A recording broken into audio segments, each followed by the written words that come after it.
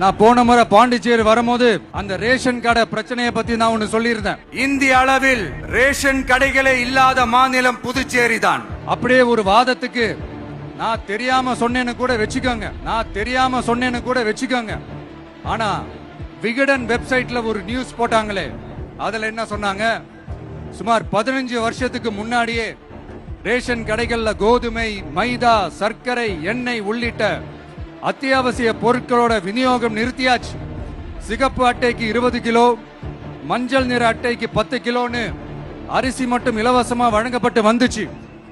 அதுவும் கடந்த 2016ஆம் ஆண்டு கவர்னராக இருந்த கிரண்பேடி அவர்கள் அரிசி கொள்முதல்ல மிகப்பெரிய முறைகேடு நடக்கிறதா சொல்லி அரிசிக்கு பதிலா பேங்க் அக்கவுண்ட்ல மக்களுக்கு பணம் போடுறதுக்கு உத்தரவு போட்டாங்க.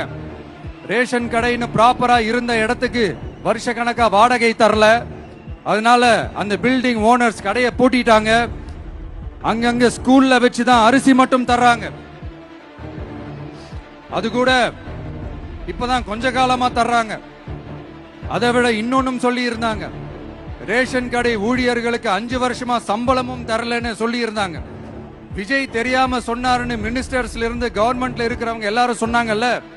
இப்போ விகடன் சொன்னதுக்கு என்ன அர்த்தம்னு அந்த மாண்புமிகு மனிதர்கள் கொஞ்சம் பதில் சொல்ல முடியுமா?